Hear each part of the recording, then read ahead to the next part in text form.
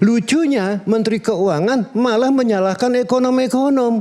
Dia bilang katanya ini gara-gara ekonom nih ngomong kita mau resesi. Jadi ini semua mencari kambing hitam gitu loh ya. Nah, siapa saya untuk bisa menggerakkan market? Loh, uang sebesar ngomong jauh sebelum rating agency memberikan downgrade kok. Ya, apakah mereka percaya sama saya? Oh, kalau memang mereka percaya sama sekali, saya senang sekali. Berarti saya ekonom hebat, bukan ekonom kaleng-kaleng seperti Purbaya. Kan gitu ya. Nah, outlook ke depan Mas Aiman, kembali lagi saya ramalkan ya, saya tetap firm dengan my modal ya. Dolar kemungkinan ke 22.000 bulan Juli, 17.000 sudah terjadi ya. Dan di Q3 22.000 ramalan saya. Ya, saya ekonom ya. Lantas di Q3 bukan tidak mungkin pertumbuhan kita less than 3%, bahkan bisa resesi di Q4. Saya sebagai ekonom saya punya model untuk meramalkan, dan semua yang saya ramalkan bahwa IHSG akan meledak, dolar akan ke 17.000, ya, rating akan di down, itu terjadi.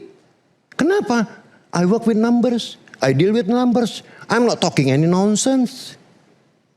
Ya, kalau Mas Aiman nanya sama saya, the outlook is quite gloomy, the outlook is quite grim.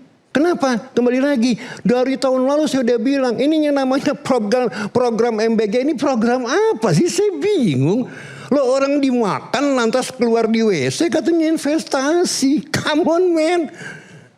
Ini dari mana sekolahnya? Anda bisa menjelaskan nih, 22.000 bulan Juli, Q4 bulan Juli, dan seterusnya. Yes. Bagaimana kemudian, singkat saja sederhana, bagaimana publik bisa memahami? Ya. Rating ya udah 3 ya, Moody's, S&P, dan Fitch sekarang memberikan warning yang lebih dalam lagi ya, bukan tidak mungkin kita menjadi investment grade. Ini baru outlooknya aja loh yang downgrade, belum ratingnya. Nah, kalau itu terjadi, there will be a huge capital flight. Sekarang aja Mas Aiman, itu kalau nggak BI all out melakukan intervensi, udah tembus 7, kemarin diperdagangkan 17.300 di bank-bank. Ya, di luar ini forex market ya, retail market namanya ya. Jadi ini tekanan yang sangat luar biasa. Kembali lagi, kenapa angka 5,11% ya pertumbuhan yang dideklar oleh BPS justru di downgrade oleh Moody's, justru di downgrade oleh Fitch. Artinya apa? Ini kan harga minyak kemarin sempat naik, sekarang turun. Ya. Tanpa itu pun nggak akan membantu. Gini, pressure terhadap ekonomi kita sebelum perang pun udah pressure. Kan lihat aja dolar 17.000 ya terus. Kenapa? Pada saat lucunya ya Mas Aiman, pada saat currency lain menguat terhadap dolar, kita justru melemah terhadap dolar. Nah ini kan aneh, artinya apa? Boroknya di ekonomi kita. Ya, bukan di luar sana. External shock sekarang, Iran itu yang menambah beban APBN kita. Nah sekarang pertanyaannya kembali lagi, semua orang udah mendesak, Mas Aiman, yang namanya ekonomi itu it is a matter of choice, right? Kita punya budget constraint. Nggak bisa seenak-enak kita membeli ini dan membeli itu, membiayai ini dan membiayai itu. Semua ada constraint-nya. Dalam constraint itu, dalam budget constraint itu kita harus memilih yang optimal. Nah sekarang pertanyaannya, seandainya harga minyak sustainable ya di 90 ya, buat kita Mas Aiman, kita harus memilih Purbaya. Apakah meneruskan BBM subsidi atau meneruskan MBG? Gitu kan ya, ini nggak bisa lain karena ada constraint-nya. Ini ada solusi seperti itu. Iya, nah ini yang kita belum dapat jawaban. Saya tambahkan ya Mas Aiman ya. Saya yakin Pak Purbaya tahu itu sebagai ekonom ya, bahwa dia tidak bisa meneruskan MBG karena ada constraint. Kita perlu lebih dari 300 triliun loh untuk BBM. Subsidi seandainya harga minyak di 90. Cuman masalahnya dia nggak punya guts untuk ngomong itu. Dia ekonom, saya sama-sama di Dana Reksa lama. Before I move to BAI sebagai chief economist. Right, dia masih stay di Dana Reksa. Semua ekonom sebodoh apapun paham.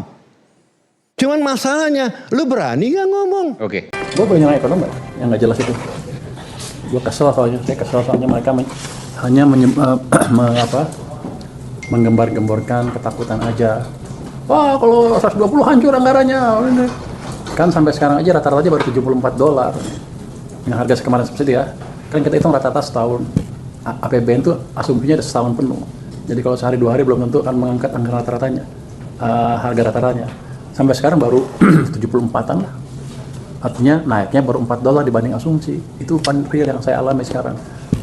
Tapi kalau ke depan naik terus, tentunya akan naikin rata-rata ke atas. Tapi cara ngitungnya gitu, setahun dihitung seperti apa bebannya ke anggaran. Jadi kalau 74 mah cuma naik 4. Saya bisa tutup dengan gampang dari beberapa sisi, dari beberapa langkah yang kita punya, dari beberapa cadangan yang kita punya juga. Jadi nggak perlu takut sampai sekarang. Oh nanti kalau habis lebaran harga BBM akan naik. Emang dia ahli ekonomi?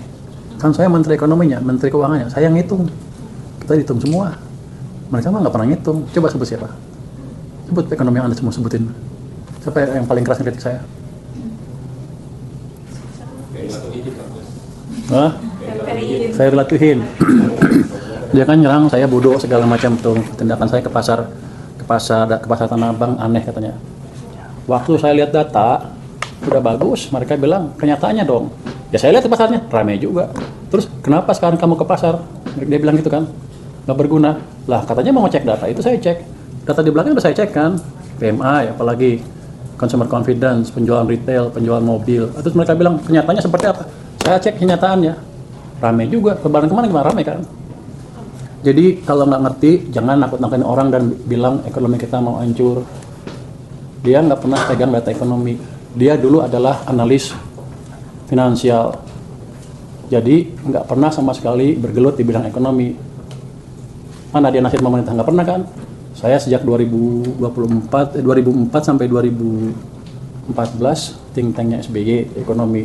2010 sampai 2015 staf khususnya Hatta Rajasa. Itu Menko Perekonomian kan. Saya melihat ekonomi terus dari waktu ke waktu. 2015 di KSP, 2020 bantu lagi presiden, dan selalu melihat ekonomi ketika ada masalah yang menekan perekonomian kita. Jadi kita di sini sudah cukup berpengalaman dengan orang keuangan di sini tentunya ya, mengatasi masalah ekonomi, dan pasti saya sudah pelajarin teorinya segala macam. Kalau Pak Ferry itu nggak pernah mendapat pendidikan formal yang tinggi di bidang ekonomi. Dia ngaku dari mana? Erasmus. Setahu saya, dia nggak pernah ngambil S3 di sana, dokter di sana. Dan sekarang punya dapat profesor, dari mana saya nggak tahu, untuk menakut-nakuti publik. Kalau dia tidak menakut-nakuti publik, saya nggak peduli. Jadi, Anda mesti hati-hati memilih ekonomi-ekonomi yang bisa memberi masukan yang pas atau tidak ke pemerintah. Itu orang-orang di luar, apalagi yang bilang, gimana Purbaya bilang, ekonomi bagus padahal anggarannya defisit. Kan emang didesain defisit anggarannya. Kenapa bingung? Kenapa sekarang besar 1 bulan, 2 bulan pertama tahun ini? Karena emang didesain supaya belanjanya merata sepanjang tahun. Mau sebut namanya? Udah clear kan yang nyerang pemerintah seperti apa? Bukan nyerang, mereka nggak ngerti. Itu aja. Jadi kalau mereka diskusi dengan ekonom, bawalah ekonom yang betul. Saya nggak anti kritik, nggak apa-apa. Tapi jangan bilang begini, 2 bulan lagi ekonomi Indonesia akan hancur, akan resesi, alasannya karena harga minyak akan $200 per barel, rupiah akan berapa puluh ribu. Ya kalau itu ya iya, kalau harga minyak $200 per barel, semua dunia resesi, tenang aja, nggak usah pusing. Jadi asumsinya nggak masuk akal. Jadi itu bukan ekonomi yang betul untuk saya. Mereka akan desain sepanjang tahun, selama ini paling tinggi berapa sih harga minyak dunia, baru kita taruh di situ. Kalau di sini seperti apa? Berapa lama di titik itu? 100%. Rakyatnya mulai marah, makanya si Trump langkahnya agak berbeda kan. Bisa sampai 150, jatuh Trump udah. Bukan kita yang jatuh sana. Kalau kita masih dijaga di sini.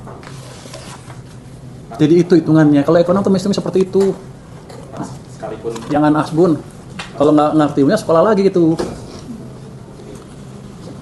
Apalagi yang ke profesor itu nggak pernah sekolah kok.